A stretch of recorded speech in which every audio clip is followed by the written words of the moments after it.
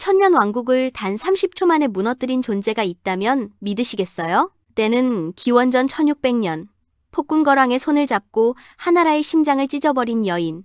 그녀의 이름은 마리였습니다. 그때의 하나라는 지천명의 나이를 넘어 썩어가고 있었고 쇠락의 도끼는 오직 한 사람, 폭군 거랑의 손에서 피어나고 있었죠. 거랑, 이 양반은 힘은 장사였으나 정신머리는 영 딴판이었어요. 천하의 미색이라면 사족을 못 썼으니 나라 살림이 거덜나는 것은 시간 문제였답니다. 이 양반이 욕심을 부린 것이 바로 유민이라는 작은 부족이었는데 그 부족이 품고 있던 보석 같은 여인이 하나 있었어요.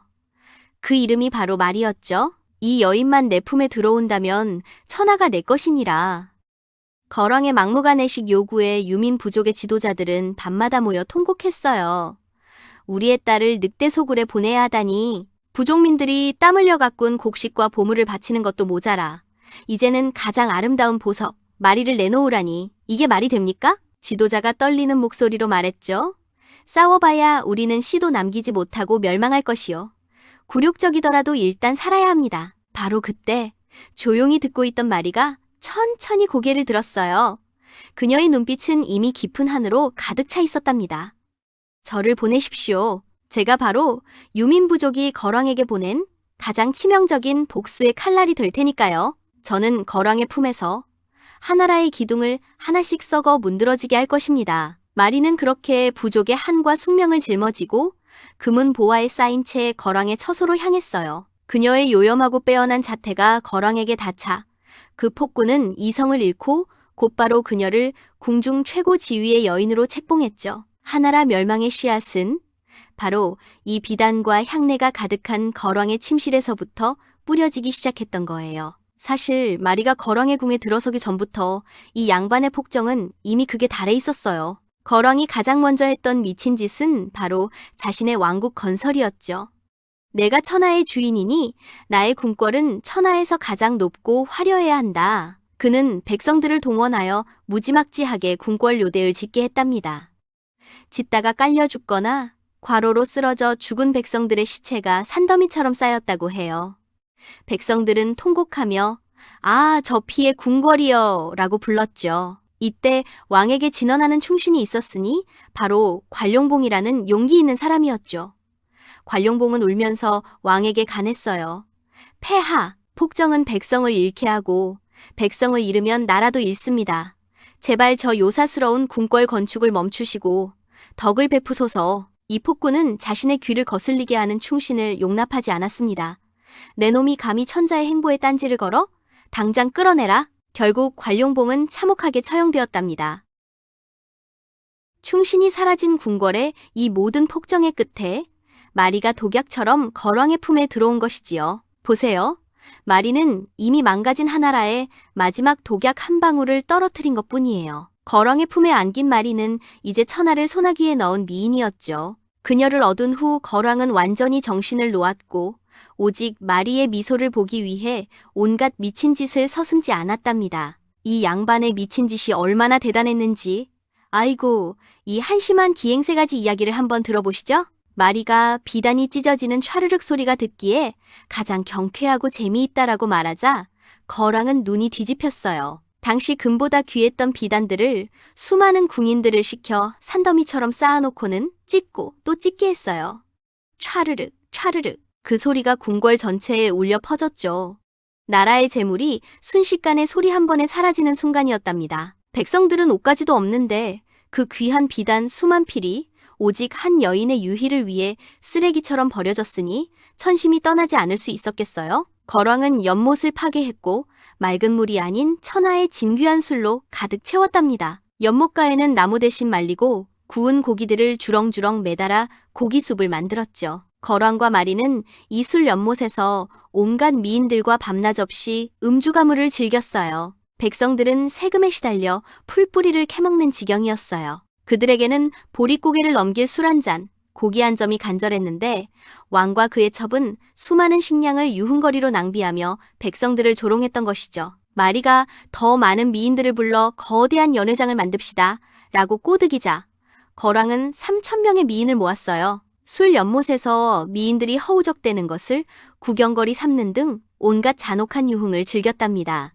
이때 궁중 내에서 반란을 꾀하거나 그녀를 제거하려는 시도가 끊이지 않았죠. 마리는 거왕에게 폐하, 저들이 제 아름다움을 질투하여 불경한 소문을 퍼뜨리고 있습니다. 라고 눈물로 호소했고 거왕은 눈먼 사랑에 빠져 반대파 세력을 잔인하게 숙청했어요. 마리는 자신의 복수 계획에 방해가 되는 모든 것을 폭군의 손을 빌려 제거했던 것입니다. 거왕의 힘은 점점 그녀에게 종속되었고 나라의 기강은 완전히 땅에 떨어졌어요. 결국 하나라는 이 마리라는 아름다운 독주 한 잔에 취해 망국의 길을 걷게 된 것이죠. 거왕이 마리의 품에 파묻혀 천하를 잇고 있을 때 하늘의 명은 이미 다른 곳으로 향하고 있었어요. 바로 동쪽의 상부족, 그들의 영웅인 탕왕에게로 말입니다.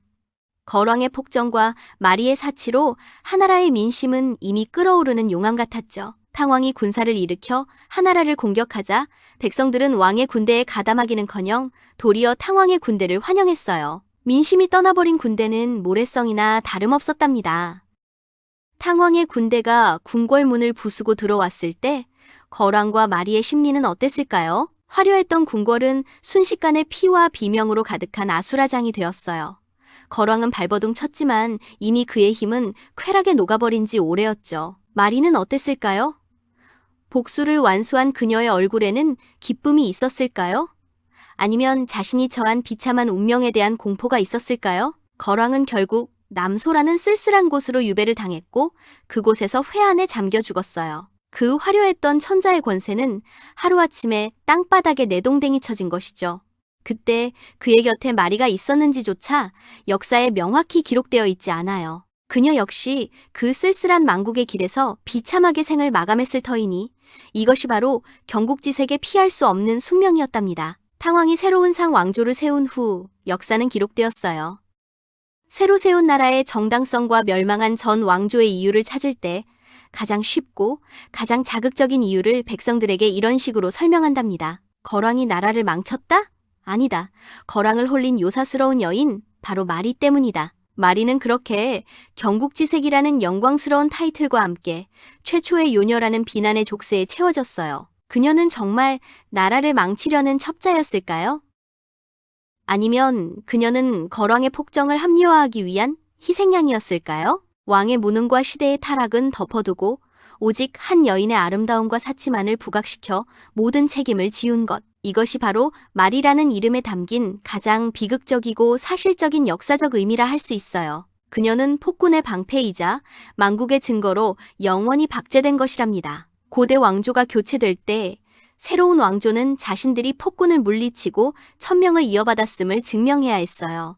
이를 천명사상이라고 합니다. 이때 이전 왕조의 마지막 군주를 무능하고 타락한 폭군으로 만들고 그 폭정을 부추긴 요사스러운 여자를 내세우는 공식이 생겨났습니다. 시청자 여러분, 아마 눈치채셨을 거예요.